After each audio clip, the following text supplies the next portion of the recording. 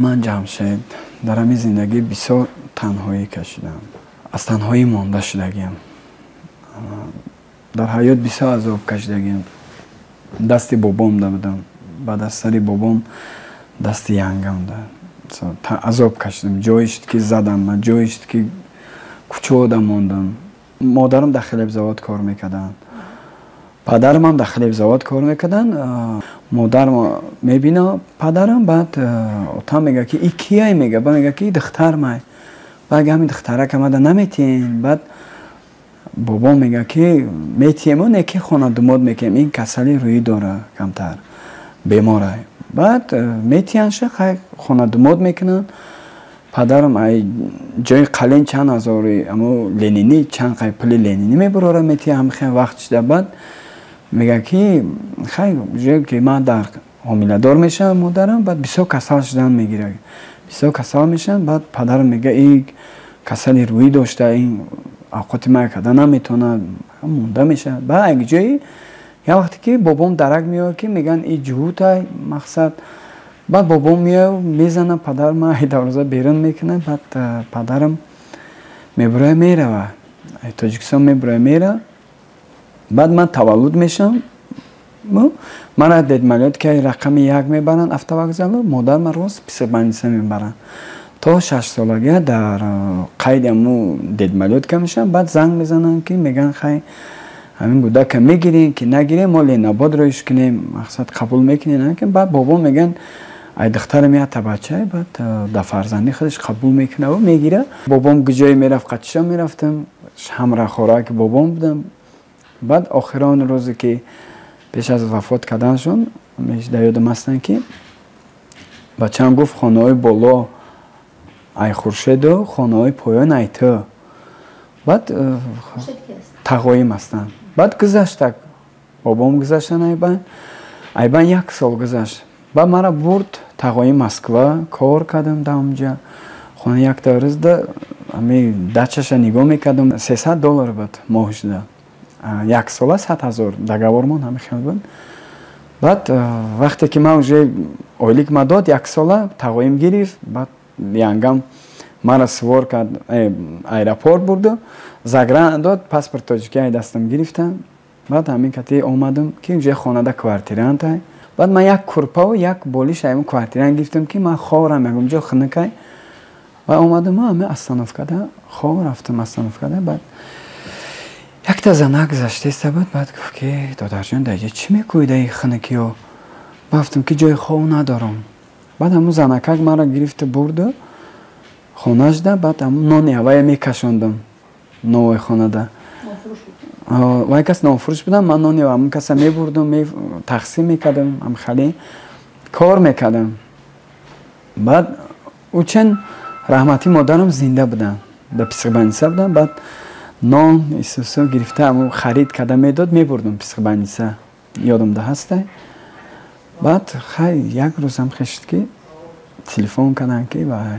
سنگینوی آچم نام داشتن سنگینوی گذشته 3 روز در بانیسه بوده آدرس خانه نیفتیم بعد تقایم آورد گروه چو کرد خیلی پنسای آچم هم میگرفتن پنسه میگرفت آچم بعد گروه چوش کردم بعد اوجه ینگم هر کس خانه خودش شوه هر کس جدا اوجه با سر شد عذاب دنیا تو سرخور تو خالی اول سری بابا تا خوردی بعد سری آچه تا خوردی بعد همه خیلی تو حق فرزندی مرا میخری مثال خیلی گپای قبی میزد بعد یک روز آمدم که همه لاسمه در بیرم پرت فتایا افته خیست رو اینجا بعد رفتم خیلی بسیار در کوچه ها ماندم بسیار پدیزاده شد خواه رفتم روزی شد جا نیست جای خواب نیست اونجا کارخانه که کار میکنم کلین آورد دیگه اونجا نمیشد ایساده بعد خیلی راست دیگه یک دخترک اینوالیده گرفتم یک زنکک بعد یک سوداگر گفت که یک دخترک هسته میگیری خونه در وای میکنین 3 اویله 3 مایبانه با همون دخترک گرفت و من مسکوا میرفتم میامدم وقتی که کسل شدم چقدر شد که شما بیمار شدید؟ من بیمار شدم که یعنی دندان مکندم اومدم خونه 1-2 ماه پس рада шу мерава, баъд скори файро мекунад, скори мебарам, баъд не Тоҷикистон, баъд мебина мега касалтон ҷиддия, хай мефаҳмонад ки касали шумо вай ягон соҳибдарак дорен, ягон хештавор дорен. Баъд хай баъд хештавор ман рафтам тағоим гуфтам, ҷиянам гуфтам, хай ман хе касалам гуфтам, мара ёрдам кунед, маблағ надорам. Аввал рафтам анализаамро дидан, ҳамаша товарӣ кардан. Баъд пеши бибим рафтам, гуфтам ман хе касалам биби. Ба хиёли ман ака умр уқа надорам, ами духтура ман чанд қа гуфтиян, ҳамун қа ман айхудат ами ягон гуноҳ карда бошам, ягон вай карда бошам, бахшиш, мисоли як хона беҳтар квартираода гаштам, қувватам намераса, яке мардам мондам пеши очамда ҷо кунам, мақсад шумо вай гуфта ака васияткунӣ рафтам ки баъд бибим гашт гуфт ки тара отат ҳастай, гуфт отат ҳаст, гуфт отат фалон бисматон ҷодай. Пас аз 34 сол ки падарма ёфтам, падарма овардам Тоҷикистон, загранпаспортда ёрдам кардам, чанд қа ки тонистам. Фақат хонао дар надоштам. омад ҷои хоб омадид, гуфт дадам хеҷо зиндагӣ мекунӣ? гуфтам о ҳами як кулбаи вайрона. баъд сари манзили очаам бурдам, гуфтам не сари манзили очаам. баъд дид, баъд хела дуои фотиҳа кардем, баъд додарам хоҳарам омада будам. баъд аз чанд қа баъд занг задан ки як бор биё ай пеш бо суҳбат кунем. баъд бо рафтам ки баъд гаштам, гуфтам ки ман айти винӯжам ки рӯ гардондам, мақсад ман намехоҳам тара дар ҳаёт ғам додам, биё якдигар ғам натиҳем. хиёл кардам ки датарсам як оидиш омада гирехт. ман гуфтам падар ҳарчанд ки ман танҳоям, ман хиёл кардам ки ту ҳасти барои ман. хирсанд шудам, мисол ки ман тара 34 сол кофтам, ёфтам. хиёл кардам ки ту падар, мисол мегам ки худ ман танҳо ҳис накардам ҳама ҳолате ки ёфтам. баъд гаштам гуфтам ки биё якдигар ғам наметиҳем, мақсад бо якдигар карочи алоқаро канда мекунем. гуфтам да намехоҳам ман тара оддӣ гуфт ки ман тара намехоҳам, чунки вақтша бобои ту мара азоб дод, тағоёи ту мара азоб додан, задан, ман аму ҳисоб ман намехоҳам тара гуфт. такя ба ман накун, бо ина тимболи касал будай, ман уже ҳамаша фаҳмидам касал будай, ман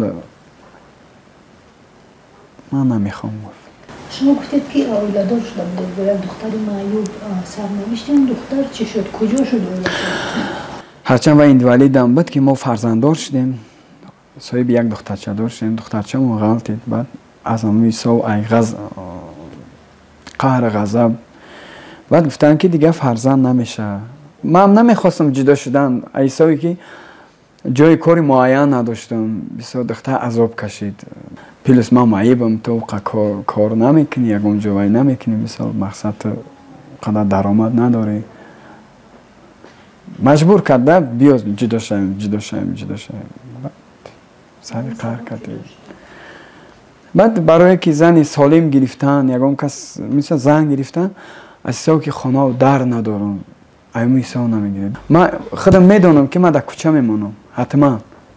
برای که من جای زیست ندارم. واسه من اروا میکشم. بعضی داروی من هست رایگان است، بعضی داروی من هست که پلاکیه. یک نمودش هسته 800 سم میخرم، خودم میخرم 800 سم.